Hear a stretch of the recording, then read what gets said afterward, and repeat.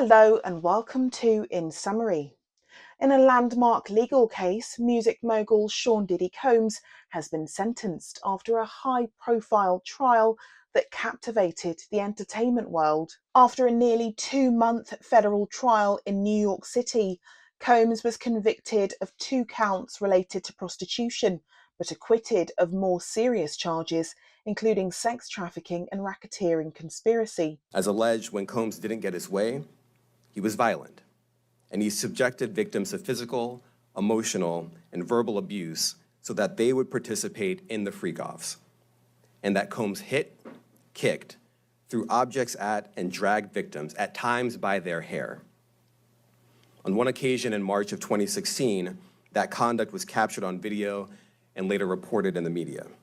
The verdict has sparked widespread discussion about justice, accountability, and the treatment of survivors in cases involving powerful figures. We'll break down the key details of the trial, the sentencing outcome, what this means for Combs, his accusers, and the broader entertainment industry. Sean Diddy Combs, one of the most influential figures in the music industry, found himself at the center of a federal investigation beginning in 2023, culminating in a high-profile indictment in September 2024. The case arose from allegations spanning several years involving multiple women who accused Combs of sex trafficking, coercion, and operating an illegal prostitution ring. The indictment included racketeering conspiracy, sex trafficking by force or coercion, and 2 counts of transportation across state lines for prostitution under the Federal Mann Act. Authorities conducted extensive surveillance and multiple coordinated FBI raids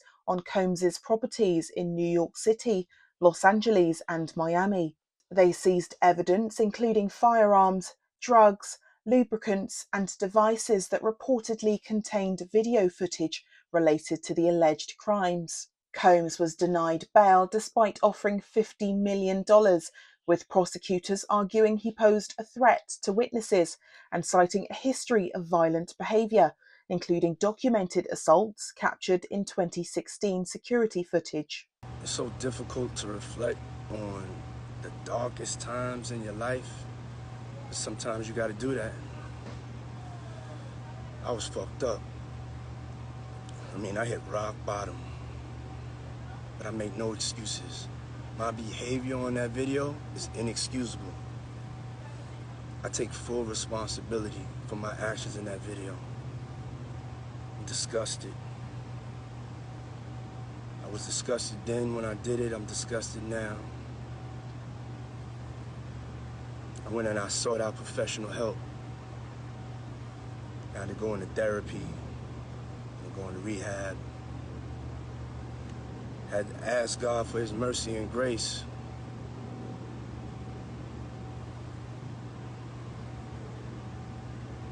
I'm so sorry. The trial commenced on May the 5th, attracting widespread media attention as it unfolded over more than 7 weeks.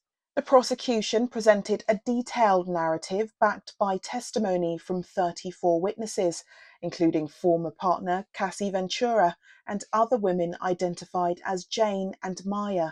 Prosecutors described a series of freak-off parties, drug-fueled, sexually charged events, orchestrated by Combs, during which women were allegedly coerced into performing sexual acts with male escorts. The prosecution highlighted trafficking aspects, arguing Combs transported women across state lines specifically for these purposes and used violence or intimidation to silence his accusers. Cassie Ventura, a well-known singer and model, testified about her experiences, corroborating the government's timeline and describing the coercive atmosphere. Other witnesses described patterns of drug use, threats, and recorded encounters intended to intimidate participants. Combs's defense chose not to call any witnesses, including Combs himself, opting instead to portray the encounters as consensual and discredit the accusers by highlighting inconsistencies and questioning their motivations. After nearly 2 full days of jury deliberations, the verdict was read, with mixed outcomes. The jury found Combs guilty of 2 violations of the Mann Act, transporting Cassie Ventura and another woman across state lines for the purposes of prostitution. This established that Combs unlawfully facilitated the movement of these individuals with the intent of engaging in illegal sexual activities. Combs was acquitted of the more severe charges, racketeering conspiracy and sex trafficking by force or coercion. On count one, the racketeering conspiracy charge, Sean Combs has been found not guilty of racketeering conspiracy, perhaps the most complicated charge for the jury to understand. The count one had provided for a number of predicate acts, but the jury does not have to get into that because they have found Sean Combs not guilty of leading a criminal enterprise, not guilty of racketeering conspiracy. This outcome suggested the jury was not convinced beyond reasonable doubt that Combs engaged in systematic trafficking or violent coercion.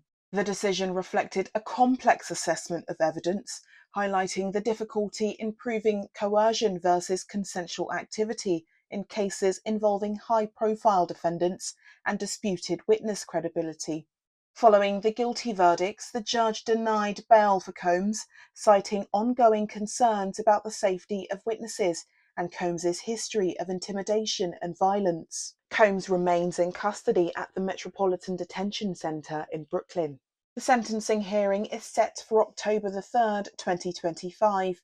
Each Mann Act count carries a maximum penalty of 10 years, exposing Combs to up to 20 years in prison. The defence is expected to argue for a significantly reduced sentence, potentially 21 to 27 months, or credit for time already served, asserting that the activities were consensual and that Combs is a low flight risk. Combs showed a mix of relief and tension throughout the verdict reading, at times bowing his head in prayer and expressing visible emotion during the guilty verdict announcements. The verdict has severely damaged Combs's public image and professional relationships. Several entertainment companies and business partners have distanced themselves, signalling the potential end of his decades-long prominence in the music industry. The trial has reinvigorated conversations around prosecuting powerful men accused of sexual misconduct, underscoring challenges within the justice system when handling celebrity cases.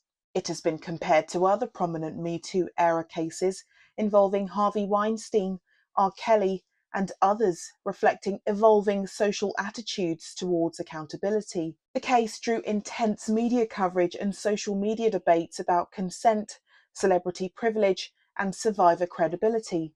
In addition to criminal proceedings, Combs faces over 30 ongoing civil lawsuits alleging sexual abuse and harassment spanning from the mid-1990s through to 2022.